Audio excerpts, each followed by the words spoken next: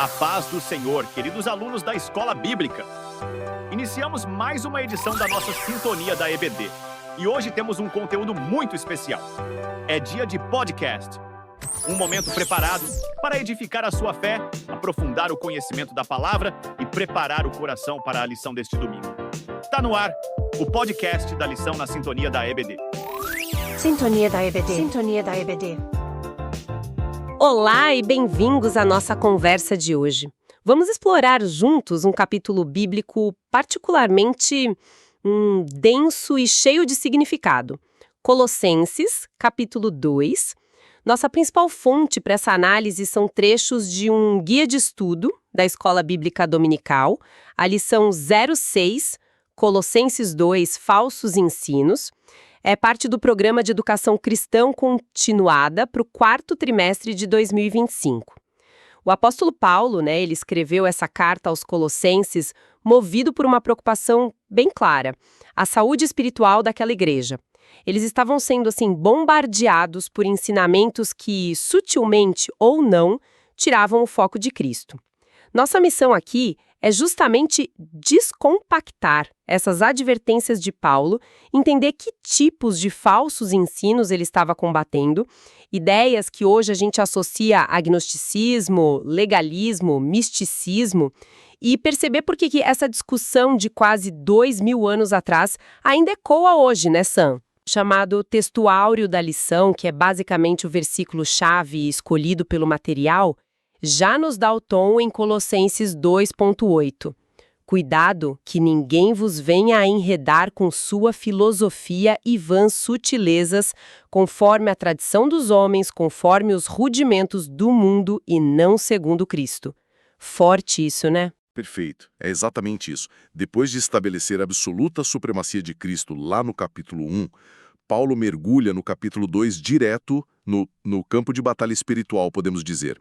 Ele oferece advertências muito sérias e, ao mesmo tempo, revelações sobre a identidade dos crentes em Cristo, tudo isso para fortalecer a fé dos colossenses contra essas influências perigosas. É, de fato, uma defesa apaixonada da centralidade e da completa suficiência de Jesus, sabe? Bom, então vamos começar a desembrulhar isso.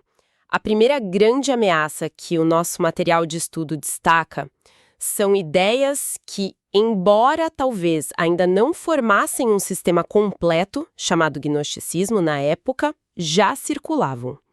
Conceitos como a matéria ser inerentemente má, a salvação depender de um conhecimento secreto especial, uma gnose, e a necessidade de recorrer a seres espirituais intermediários entre Deus e os homens. Parece que essas ideias estavam confundindo a cabeça dos cristãos em Colossos. Sim. E a resposta de Paulo é contundente. Ele afirma que o verdadeiro mistério de Deus, algo que ele já tinha mencionado no capítulo 1, e reforça aqui no 2.2, é o próprio Cristo. E mais, nele, como diz o versículo 3, estão ocultos todos os tesouros da sabedoria e do conhecimento. Essa escolha da palavra tesouros é significativa.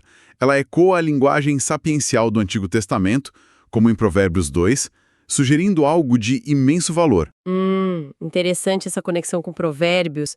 E o fato de estarem ocultos em Cristo, qual a implicação disso? Não parece um pouco, exclusivo demais? Olha, a implicação segundo a interpretação apresentada na fonte é dupla. Exclusividade e proteção. Cristo é a única fonte de todo o conhecimento espiritual que realmente importa. Não precisamos buscar em filosofias humanas ou revelações secretas, entende? E, ao mesmo tempo, essa sabedoria está segura nele, protegida de distorções. Assim como tesouros eram guardados a 7 chaves, o verdadeiro entendimento espiritual está guardado e completo em Jesus. Faz todo sentido essa perspectiva. Paulo não se contenta em apenas afirmar a verdade, ele também alerta contra o engano. No verso 4, ele fala sobre raciocínios falazes. O receio dele claramente expresso no verso 5, era que argumentos persuasivos, mesmo que vazios, pudessem minar a ordem e a firmeza da fé dos colossenses. A imagem que a fonte utiliza aqui é bem gráfica, né? A de um exército inimigo tentando abrir uma brecha numa formação militar bem organizada. Uma tática antiga do adversário, que Jesus chamou de pai da mentira lá em João 8,44. Correto. Mas para o crente que está verdadeiramente radicado e edificado nele Cristo, e confirmado na fé, como Paulo descreve nos versos 6 e 7, há uma defesa. Esse crente não deve se deixar levar por filosofia e vãs sutilezas, nem pela tradição dos homens ou pelos rudimentos do mundo, como adverte o verso 8. O material de estudo enfatiza que a segurança está em conhecer profundamente as Escrituras, como diz lá em 2 Timóteo 2,15, manter a simplicidade da devoção a Cristo, que Paulo fala em 2 Coríntios 11,3, e ter o hábito de examinar tudo à luz da palavra, como os bereanos faziam em Atos 17,11. Falando nesses rudimentos do mundo mencionados no verso 8, o que exatamente seriam eles nesse contexto? Parece um termo um pouco vago, né? Boa pergunta. O termo grego original, stoikeia, pode ter algumas nuances, sim. No contexto de Colossenses 2,8 e também no 2,20, a interpretação mais comum, e que a fonte parece seguir, é que se refere aos princípios elementares, sabe? Os básicos que governavam o pensamento religioso e filosófico da época, fora de Cristo. Isso poderia incluir tanto regras humanas básicas de comportamento religioso, quanto, para alguns, até a crença em poderes espirituais ou astrais, elementares que supostamente influenciavam a vida humana. Paulo os descarta como insuficientes e ultrapassados em comparação com a realidade em Cristo. E entendido. Isso nos leva diretamente ao clímax da resposta de Paulo a essas ideias gnósticas. O versículo 9. Porquanto nele habita corporalmente toda a plenitude da divindade. Uau! Que afirmação! É quase de tirar o fôlego. É absolutamente fundamental. Essa única frase derruba os principais pilares do gnosticismo incipiente que ameaçava Colossos. Primeiro, se a divindade plena habita corporalmente em Cristo, então o corpo e a matéria não podem ser maus. Isso ressoa com João 1,14, e o Verbo se fez carne e habitou entre nós, certo? Segundo, se toda a plenitude está nele, não precisamos de gnose secreta ou de intermediários angélicos para chegar a Deus. Jesus é o caminho, como ele mesmo disse em João 14,6, e nele já temos acesso a tudo o que precisamos espiritualmente, como Efésios 1,3 também mostra. E qual seria o terceiro impacto dessa declaração tão forte? O terceiro ponto está ligado ao verso 10. Cristo é o cabeça de todo principado e potestade. Isso significa que não existe poder, autoridade espiritual ou cósmica, visível ou invisível, que esteja acima dele ou que precise ser apaziguado ou consultado. Quer dizer, ele reina sobre todos. A fonte que a gente está usando traz uma citação de N.T. Wright que resume isso brilhantemente. Se você quer encontrar o Deus verdadeiro, precisa olhar para Jesus e somente para Jesus. Talvez seja a declaração mais aguçada sobre sua certeza de que Jesus corporifica o único e verdadeiro Deus. Portanto, se você possui Jesus, não há governante ou autoridade que possa ter domínio. Ele é o cabeça de tudo e de todos. Nossa. Então, a grande virada aqui, o ponto nevrálgico dessa sessão é que a pessoa e a obra de Cristo são totalmente suficientes. Um único versículo como o 9 praticamente desmonta toda aquela filosofia que diminui a Cristo.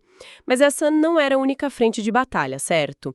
Havia também o legalismo. O material de estudo aponta que falsos mestres, provavelmente de origem judaica, estavam insistindo que os cristãos gentios adotassem práticas da lei mosaica, como a circuncisão física, a guarda de sábados e festas e restrições alimentares, como se fossem essenciais para a salvação ou para uma vida espiritual plena.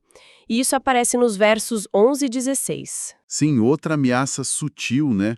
Porque usava elementos da própria revelação de Deus no Antigo Testamento, mas de forma distorcida. A resposta de Paulo aqui foca na nossa nova identidade e união com Cristo. No verso 11, ele diz que pela fé recebemos a verdadeira circuncisão de Cristo. Essa não é uma marca externa na carne, mas uma obra espiritual interna. A circuncisão do coração que Deus sempre desejou, como a gente vê lá em Deuteronômio 10:16 e Jeremias 4:4.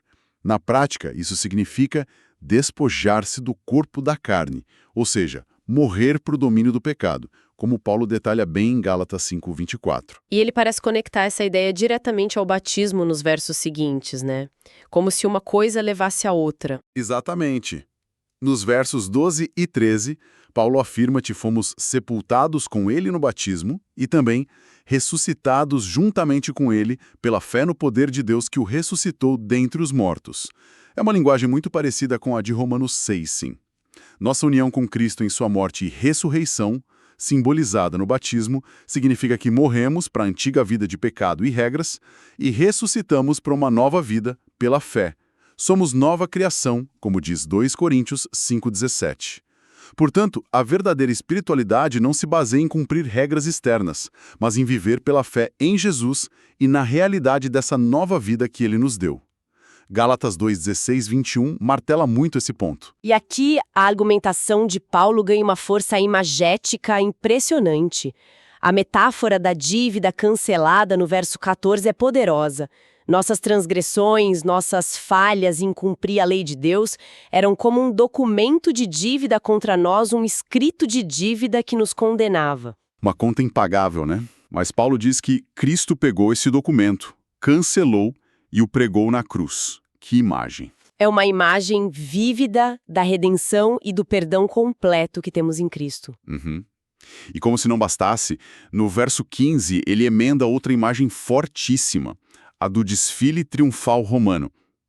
Paulo compara a vitória de Cristo na cruz a uma marcha triunfal. Nesses eventos, o general vitorioso exibia publicamente os inimigos capturados e despojados, humilhando-os diante de todos. Paulo diz que Cristo fez exatamente isso com os principados e potestades, as forças espirituais malignas e hostis. Ele as desarmou, as expôs publicamente ao desprezo, triunfando sobre elas na cruz. Isso é incrível, quer dizer, Cristo não apenas existe antes desses poderes, como Paulo disse no capítulo 1, mas ele já os derrotou de forma decisiva e pública na cruz. Nossa posição nele é de vitória já conquistada, então. Precisamente. A supremacia de Cristo não é apenas teórica ou futura. É um fato consumado na cruz. Como Efésios 1, 20 e 21 também declara, Cristo está entronizado à direita de Deus, muito acima de todo poder e autoridade. E porque estamos unidos a Ele, como Romanos 8:37 nos assegura, somos mais que vencedores.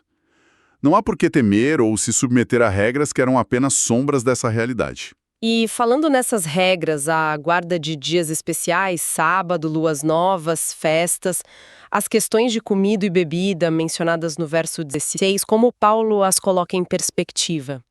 Ele meio que diminui a importância delas, né? Ele as define claramente no verso 17 como sombras das coisas futuras. A substância, a realidade para a qual essas sombras apontavam, o corpo, é de Cristo.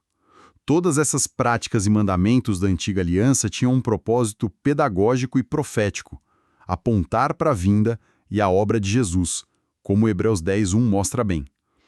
Agora que a realidade chegou, ficar apegado às sombras seria como, usando a analogia que a fonte propõe, preferir olhar para uma fotografia antiga quando a pessoa retratada está bem ali ao seu lado, sabe? Jesus cumpriu a lei, Mateus 5:17, e todo o Antigo Testamento apontava para ele.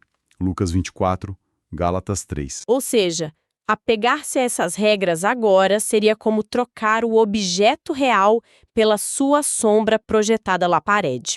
Faz sentido.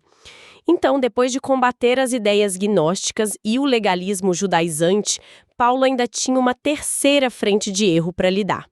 uma combinação perigosa de misticismo e ascetismo que ele aborda nos versos 18 a 23. O nosso material descreve o misticismo aqui como essa busca por experiências espirituais que não se baseavam na palavra de Deus ou na direção do Espírito Santo, mas sim em supostas visões, na veneração de anjos e numa atitude de falsa humildade. Sim, e o diagnóstico de Paulo, no verso 18, é surpreendente.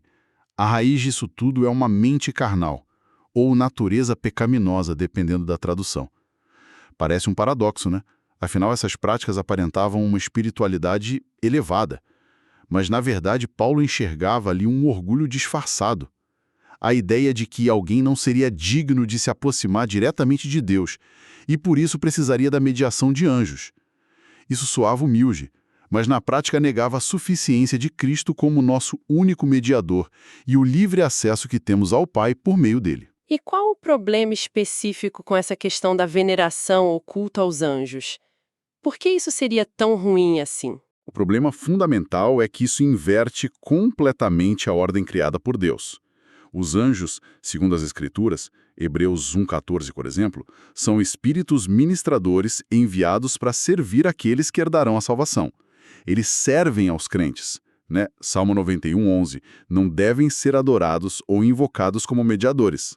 Além disso, como a gente já viu, em Cristo temos acesso direto e confiante ao trono da graça. João 14,6, Hebreus 4,16, 10,19, tem várias passagens. Qualquer prática mística que busque intermediários ou experiências fora da centralidade de Cristo está, como Paulo diz no verso 19, desconectada da cabeça, que é Cristo. E sem essa ligação vital com a cabeça, o corpo, que é a igreja, não pode receber o crescimento que vem unicamente de Deus. Efésios 4 fala disso também. Entendi. Fica desconectado da fonte de vida, né? E colado nesse misticismo vinha o ascetismo. Aquela ideia de que a disciplina rigorosa do corpo, a autonegação de prazeres e confortos materiais, seria um caminho para a santidade e para o crescimento espiritual. Paulo resume a mentalidade ascética com aqueles mandamentos negativos no verso 21. Não manuseis, não proves, não toques. A fonte até usa a expressão religião do não. Parece bem restritivo. Uma religião baseada em proibições humanas como meio de agradar a Deus. Paulo rejeita isso firmemente nos versos 20 e 22.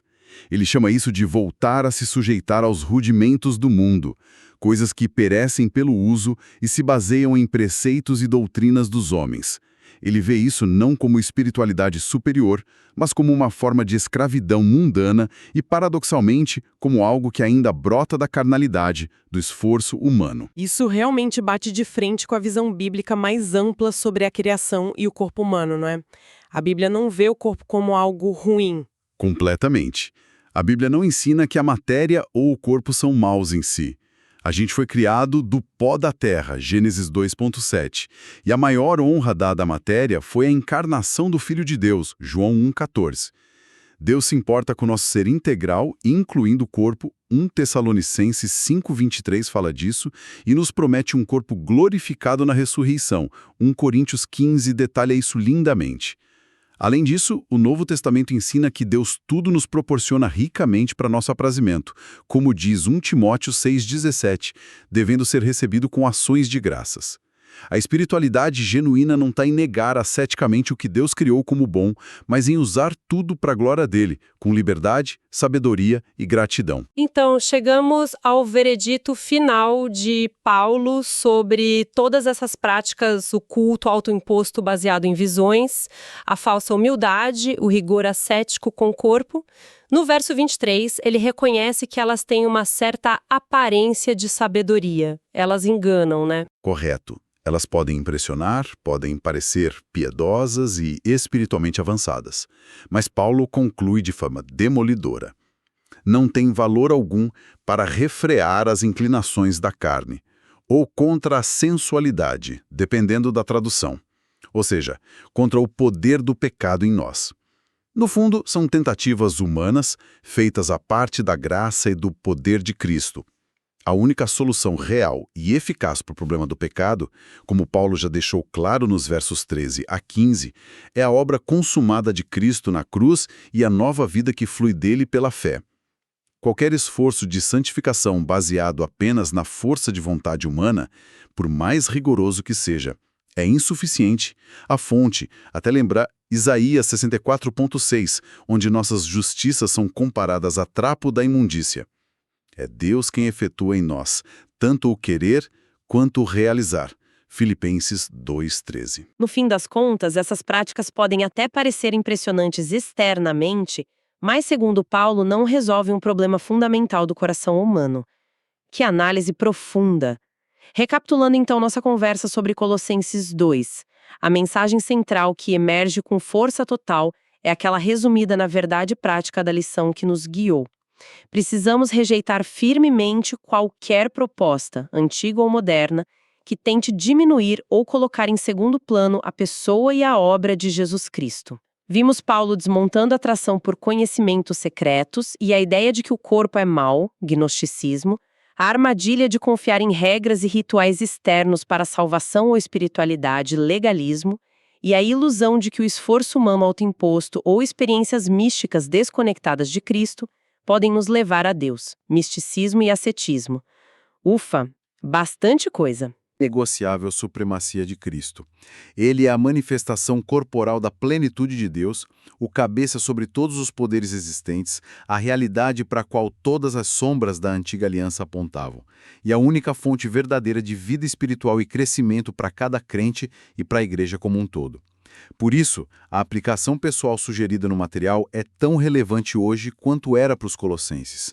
A melhor defesa contra toda forma de engano espiritual continua sendo conhecer profundamente a palavra de Deus e cultivar um relacionamento pessoal, íntimo e direto com o Pai por meio de Jesus Cristo, nosso suficiente Salvador e Senhor. Não tem atalho, né? Com certeza. E essa análise nos deixa então com uma questão importante para refletir. Se Paulo foi tão enfático em contrastar a total suficiência de Cristo com as filosofias, tradições humanas e práticas religiosas de sua época, como podemos nós, hoje, com tantas opções e influências espirituais ao nosso redor, discernir com clareza? Como diferenciar práticas, disciplinas ou ensinamentos que genuinamente nos aprofundam em Cristo e no crescimento que vem de Deus, daquelas que são apenas aparência de sabedoria, tradições humanas bem embaladas, ou esforços da nossa própria força que, no final, não tem valor real contra o poder do pecado em nós? Fica aí uma pergunta para a gente continuar pensando, né?